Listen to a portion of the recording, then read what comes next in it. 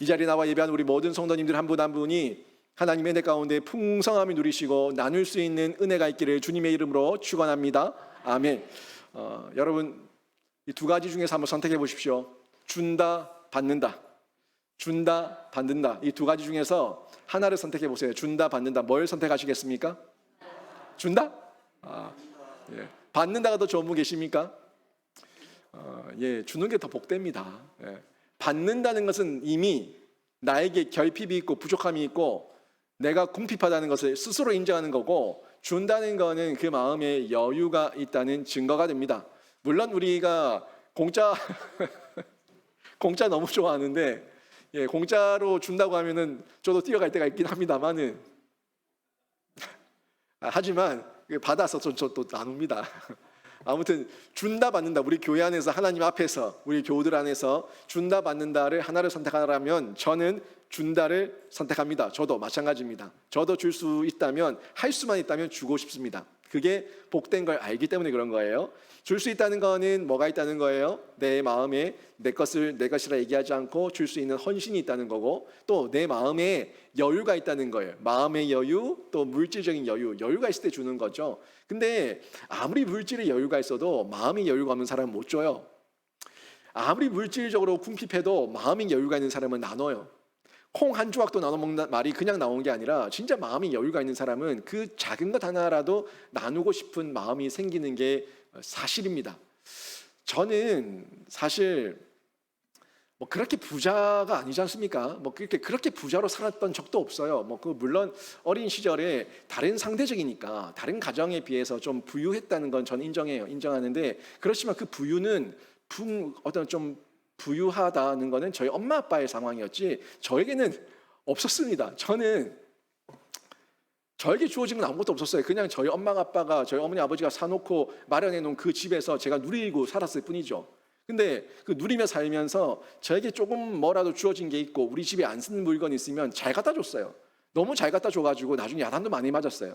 누나 것도 그냥 갖다 줘버리고 형 것도 갖다 줘버리고 나중에 갖고 와! 이래서 다시 가서 미안해 다시 돌려줘 해서 받아서 돌려주기도 하고, 실제로 그랬어요. 근데 저는 주는 걸 참 좋아해요. 목회자로 헌신하면서 사실 교육전사 사례가 뻔하지 않습니까? 전임 전사가 되고 강도사 부목사가 돼도 빤합니다. 그런데 저는 부교육자 생활할 때도 늘 나눠주고 늘 사주고 하여튼 베푸는 걸 참 좋아했어요. 제가 저희 동신교회 교육자들 가운데 40명 넘는 교육자들 가운데 저한테 선물 한 번 안 받고 밥 한 끼 안 얻어먹은 사람 없다고 제가 얘기한 게 농담이 아니거든요. 진짜거든요. 근데 얼마 전에 제가 이종호 목사하고 얘기하다가 이종호 목사가 그때 저는 못 들었어요. 저는 찬양 드림 특강 할 때 강의를 못 들었는데 그때 저 얘기를 했다 그러던데, 했던가요? 김은희 목사 잘 나눠줍니다. 부자입니다. 이랬다 그러더라고요. 내가 무슨 부자냐고. 네, 얘 마음의 부자죠. 예, 여유로운 마음의 부자. 예, 지금도 동신교회 교구 사무실에 가면은 커피 머신기가 하나 있어요. 커피 머신기가 유라 커피 머신기 아십니까? 예, 유라라는 커피, 유라동 말고 동구 유라동 말고 유라라고 하는 그 커피 머신기가 있어요. 그게 한 2-300만 원 해요. 그거를 제가 기증하고 왔어요. 기증하고 거기다 뭘 붙여놨냐면 영신교회를 딱 붙여놨어요. 그래서 우리 영희 동신교회 오는 모든 교육자는 그 커피를 다 얻어 마신단 말이죠. 마실 때마다 어디예요? 이 전설 같은 인물을 모른단 말이냐 이러면서 또 이제 저희 얘기를 쭉 해주고, 이 커피를 마실 때마다 영신교회를 위해서 기도해야 된다 얘기해서, 동신교회는 영신교회를 모르는 사람이 아무도 없습니다. 이게 근데 제가 있어서 한 게 아니라 할부로 샀어요. 할부로 사가지고 그 할부 끝나기 전에 전 나왔어요.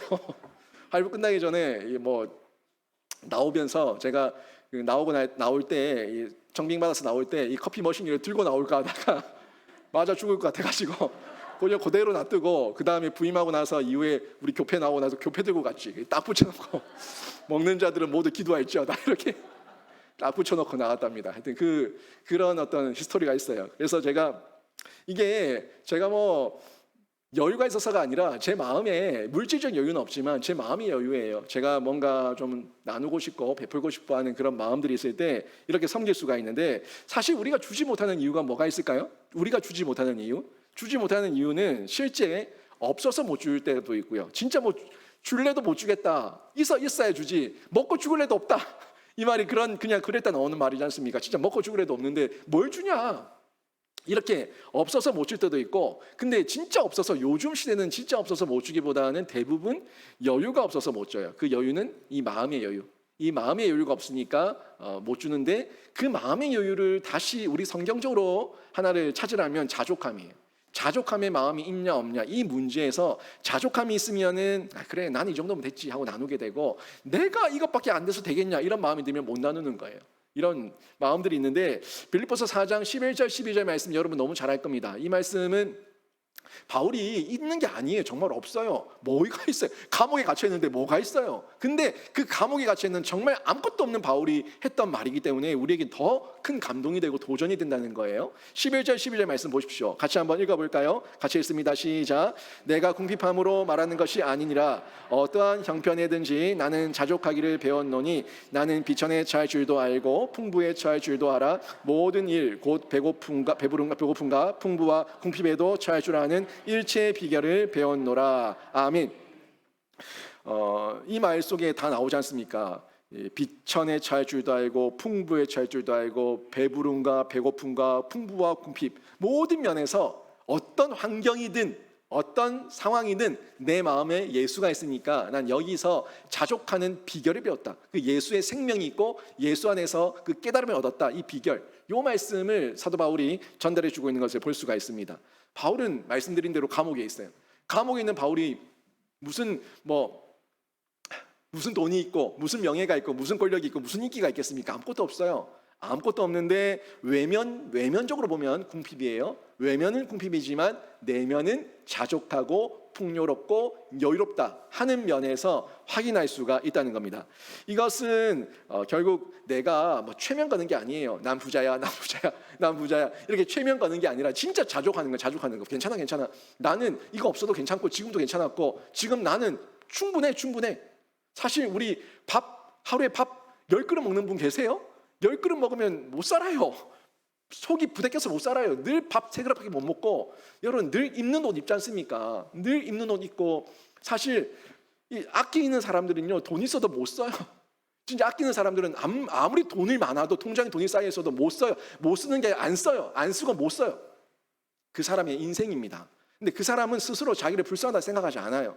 다만 우리 자녀들이 보기에 곁에 있는 사람들이 아이고 저렇게 돈 쌓아놓고 뭐하냐라고 얘기하는 거죠. 그런데 그 사람들은 스스로 불쌍하다 못 느껴요. 자기 마음 가운데 그게 또 만족이기 때문에 그런 만족을 느끼면서 누리며 살아간다는 거죠.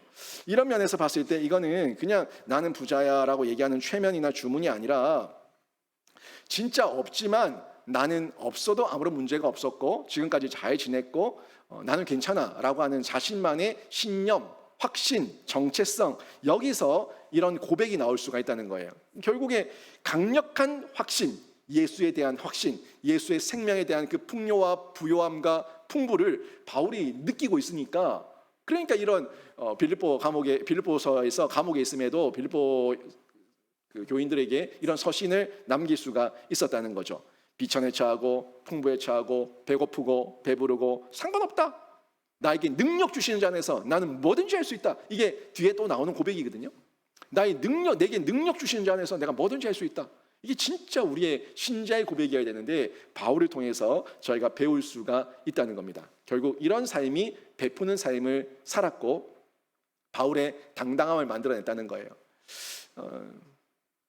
만약에 제가 저의 정체성을, 제가 무슨 차를 타고 다니냐, 내가 무슨 옷을 입었냐, 내가 시계가 뭐고 목걸이가 뭐고, 그다음에 내가 PT를 뭘 입었냐, 내 브랜드를 뭘 입었냐, 얘에 따라서 나의 정체성이 정리된다면 정말 불쌍한 거 아닙니까?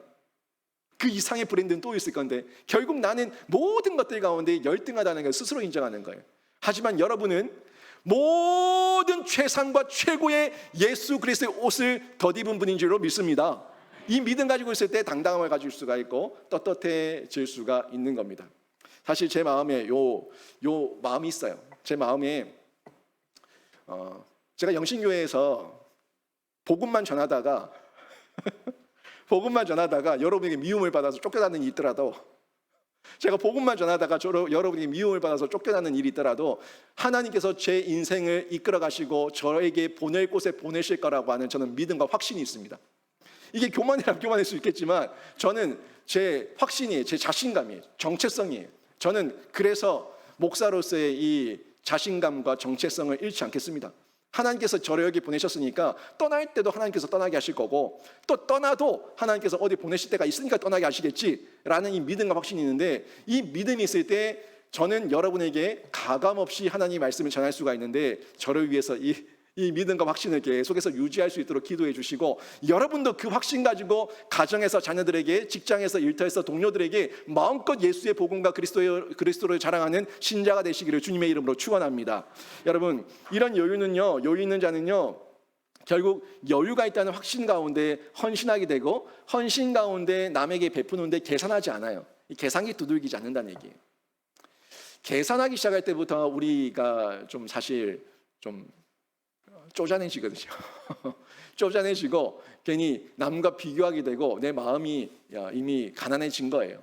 계산하지 않고 베풀 수가 있는데 아까 뭐라고 얘기했어요? 제가 은혜를 뭐라고 얘기했습니까? 대가를 바라지 않고 받는 게 은혜라고 얘기했어요.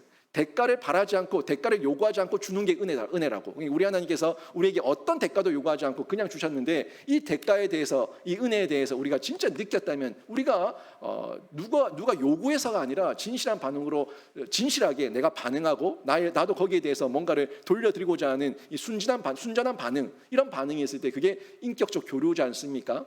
마찬가지예요. 우리가 누군가한테 정말 베푸는 게 진실한 베풀림이 되기 위해서는 계산하지 않는 은혜를 베풀 수가 있다는 겁니다. 이 돌려받을 계산을 하게 되면 그때부터 우리에게 인색함이 생기는데 하나님께서 분명히 말씀하셨어요. 그냥 베풀라고, 그냥 주라고, 그냥 주고, 그냥 베풀면은 절대 그게 손해가 아니다. 손해가 아니고 내가 거기에 대해서 셈하시겠다라고 약속하셨는데 오늘 본문이 그 말씀이에요. 이 누가복음 6장 38절 앞부분에 보면은 이렇게 말씀이 나왔죠. 한번 보세요. 주라.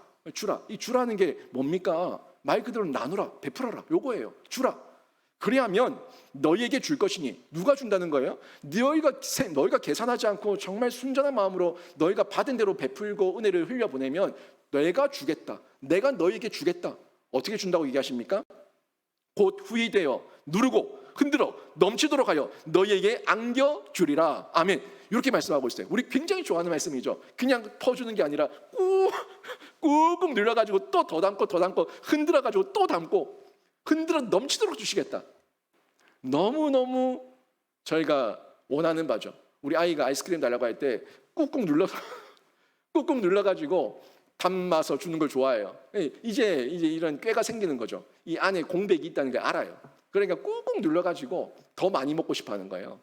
여러분, 이게 우리의 마음인데 이 마음을 하나님께서 아시고 다만 계산하지 않고 하나님의 사랑으로 베풀고 주고 나누면은 하나님께서 이렇게 갚아주시겠다는 약속을 하고 있는 것을 볼 수가 있습니다.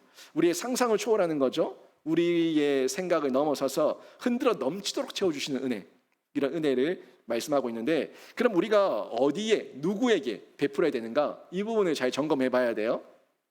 여러분도 이미 풍성하게 베풀고 있는 삶을 살고 있습니다. 그런데 그 베푸는 부분에 있어서 가장 핵심이 너무 한쪽으로 치우쳐져 있다는 거예요.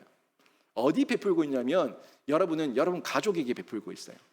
여러분 가족에게 많이 베풀고 있습니다. 내 배우자에게 또 내 자녀에게 정말 아낌없이 주는 나무가 되어서 마음껏 베풀고 마음껏 나누고 있습니다. 그런데요, 잘하고 있어요. 그 잘하고 있는 건 맞는데 요건 알고 계세요. 제가 전에도 얘기했지만 나에게 베풀고 내 배우자에게 베풀고 내 자녀에게 베푸는 거는 맞아요. 베푸는 거 맞는데 그런데요, 그거는 상은 없어요. 하나님의 천국에 상은 없다고, 상급은 없다고요.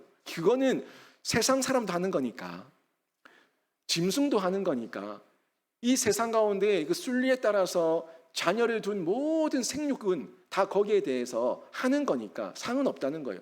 안 하는 게 벌 받는 거예요. 그렇게 안 하는 게 문제고, 안 하는 게 학대고, 안 하는 게 하나님의 진노를 당하는 거예요. 그건 당연히 해야 되는 거예요. 그래서 천국에 상은 없다는 겁니다. 당연히 해야 될 거를 하고 와서 칭찬해 주세요, 머리 쓰다듬어 주세요 하면은 나 그거 다 했는데 모두가 다 100점인데 어떻게 다 상급을 따질 수가 있어요? 모두가 다 한 건데, 다 해야 되는 건데. 그런 의미에서 봤을 때 우리가 상은 없다는 것이고요. 다만 여기서 우리가 하는 건 하지만 두 가지를 좀 정리해서 해야 돼요. 제가 두 가지를 정리해 드리는데, 하나는 이왕 가족에게 그렇게 비록 상은 없지만, 하늘의 천국의 상은 없지만 이 땅에서도 원한이 되지 않도록, 미움이 되지 않도록, 이 마음 가운데 원망이 되지 않도록 이 말 조심해야 돼요. 이 말을 말을 조심하면서 섬겨야지, 실컷 뿌려놓고 실컷 나눠주놓고 욕 안 들어먹는 거예요. 사실 부모가 정말 자녀에게 다 쏟아줘 놓고 욕 들어먹을 때 많이 있잖아요. 엄마가 내한테 해준 게 뭐가 있는데, 아빠가 내한테 해준 게 뭐가 있는데 입을 확 때려버릴까. 해준 게 왜 없어? 고마운지 모르는 거예요. 그러니까 천국에도 상이 없는데 이 땅에서도 낙이 없어. 즐거움이 없어요. 헛짓한 거. 여러분, 이거 너무 서글프지 않습니까? 내 평생을 너를 위해서 내가 얼마나 헌신하며 봉사하며 내 입을 것 안 입고 먹을 것 안 먹으면서 네 자식 키운다고 이렇게 고생했는데 엄마가 해준 게 뭐가 있는데, 아빠가 해준 게 뭐가 있는데 라고 얘기해버리면은 우리 부모 심정 어떻게 되냐고요. 마치 갈기가 찢겨지는 거 아니에요? 이런 말 조심해야 된다. 이런 말하면 안 돼요. 정말 말 조심해야 돼요. 아내한테, 남편한테, 당신이 나한테 해준 게 뭐가 있냐? 당신이 집에서 한 게 뭔데? 왜 한 게 없어요? 여러분, 저는요, 제 아내가 없으면 하루도 못 삽니다. 저는 제 아내가 없으면 설교 준비를 할 수가 없습니다. 정말이에요. 제 아내가 없으면요, 저는 이 주일에 강단에 설 수도 없습니다. 여러분, 근데 제가 제 아내한테 당신 해준 게 뭐가 있냐? 내한테 한 게 뭐가 있냐? 말 못해요. 물론 제가 아직 이 영적으로 외적으로 성인 아이라 가지고 집에 가면 저희 아내한테 투정 부리고 투덜대긴 하는데, 근데 하루만 없어도 못 있어요. 저희 아내는 저 없으면은 사모 아니에요. 저희 아내는 제가 있어야 사모예요. 저희 아내의 정체성은 저를 통해서 만들어지는 거예요. 그러니까 우리는 다 상호 보완적인 관계 속에 있는데, 그런데 당신이 나한테 해준 게 뭐가 있냐? 아빠가 엄마한테 나한테 해준 게 뭐가 있냐? 네가 나한테 해준 게 뭐가 있냐? 이런 말 하는 거 정말 아닙니다. 여러분 한번 잘 생각해 보세요. 여러분 배우자 없으면 살겠습니까? 지금 당장이야 자유다라고 얘기했지만 한 달, 두 달, 1년 있어 보세요. 그리워요. 보고 싶어요. 못 견뎌요. 그분 옆에 있는 분의 자리가 얼마나 큰가는 없을 때 진실하게 느낄 수가 있거든요. 이렇게 마음껏 베풀고 내 평생을 다 바치고 내 평생의 모든 것을 그 사람에게 다 걸고 그렇게 함께 살아왔는데 그 하는 말이 당신 해준 게 뭐가 있냐? 당신 만나서 내가 이 고생이다. 지질이 복도 없지. 이런 말 하면은 그 얼마나 비참하냐는 거죠. 이런 말 하면 안 됩니다. 그 말 한마디가 그동안에 내가 쏟았던 모든 사랑, 모든 헌신 다 무너뜨릴 수 있습니다.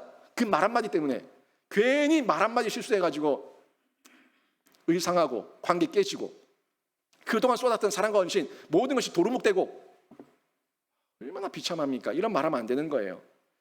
그렇게 되면 어떻게 되는지 보십시오. 38절 하반절입니다. 38절 하반절 부분에 보십시오. 결국 계속 계산하면서 내 투정 부리고 내 생각대로 뭔가 요구하다 보면 이렇게 결과가 나오는 거예요. 같이 읽습니다. 시작. 너희가 헤아리는 그 헤아림으로 너희도 헤아림을 도로 받을 것이니라. 아멘. 내가 헤아리고 남 탓하고 남에게 핑계대고 남에게 쏟아붓고 남에게 저주하면은 그 저주와 그 비난과 그 뒷담화는 다 나에게 다 돌아와요. 여러분 세상에 공짜 없어요. 내가 베풀고 헌신해주면 그 헌신과 사랑이 돌아오는 거고요. 내가 베풀고 헌신하지 않으면 안 돌아와요. 다 돌고 도는 거예요. 내가 예수 그리스도의 사랑으로 먼저 은혜를 받았으면 그 은혜 받은 대로 거저 베풀면은 그건 결국에는 하나님께서 갚아주시고 또 이웃을 통해서 갚아주십니다. 이걸 저희가 잘 기억하면서 인색하지 않는 삶을 살아야 된다는 겁니다. 이런 성숙함이 가정 가운데 있을 때에 그때 우리 가정이 행복한 가정이 되고 또 가정이 행복하니까 교회도 행복한 교회가 되고 아름다운 공동체를 만들어갈 수가 있다는 거예요.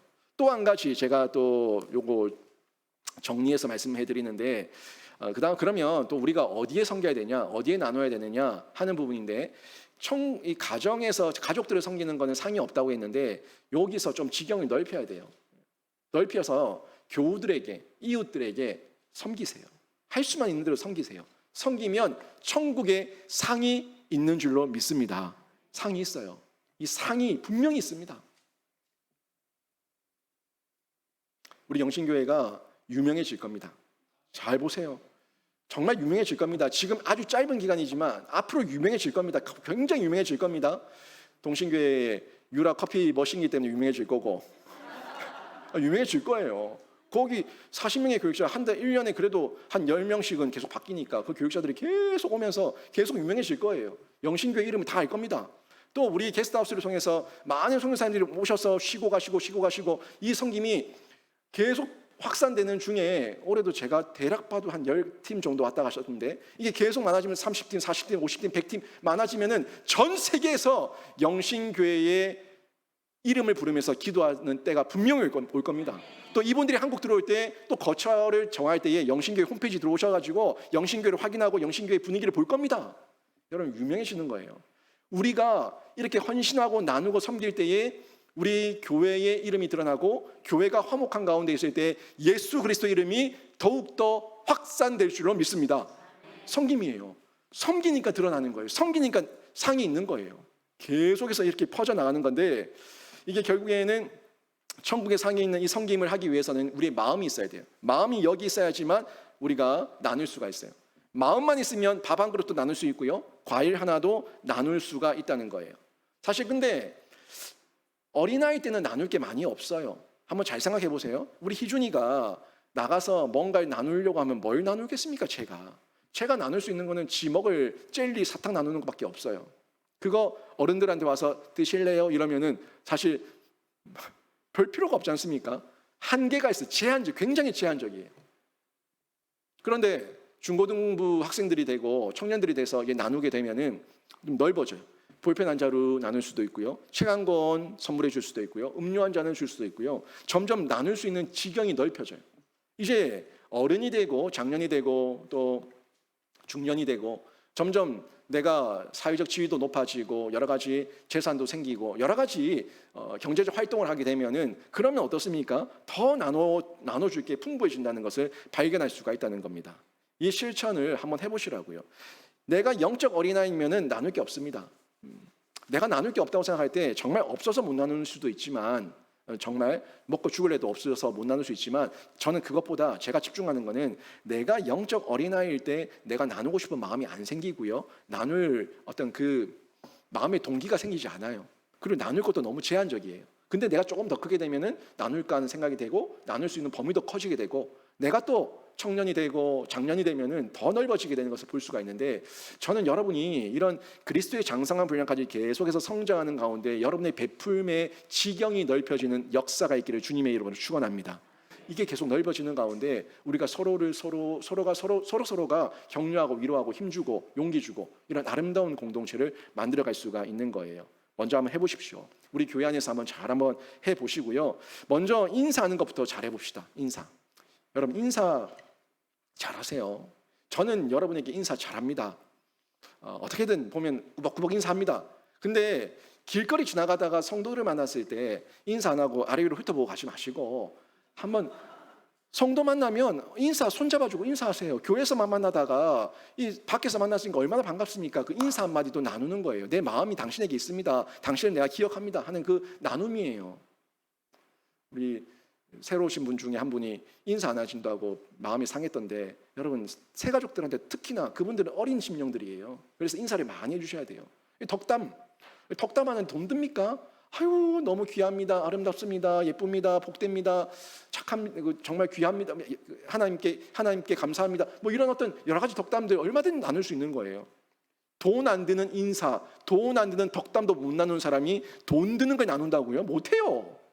여러분 먼저 이것부터 한번 실천해 보십시오. 작은 베품의 실천이 점점 더 우리 교회를 아름답게 만들어 갈 건데 그 가운데 여러분의 재능도 하나님께 헌신하고 섬기고 나누게 되고 여러분의 어떤 시간도 베풀고 나누게 되고 이렇게 우리의 지경이 계속해서 확장되는 거죠. 어떻겠습니까? 그렇게 되면 우리 가정이 풍성한 가정이 되고 가정이 풍성한 가운데 우리 교회도 풍성한 교회로 하나님께 영광이 될 줄로 믿습니다. 이 베푸는 삶을 통해서 여러분이 이렇게 복된 만남을 계속해서 더욱더 확장해 가시고 아름다운 만남의 복이 계속해서 하나님의 은혜 가운데 주어지기를 주님의 이름으로 축원합니다. 아멘.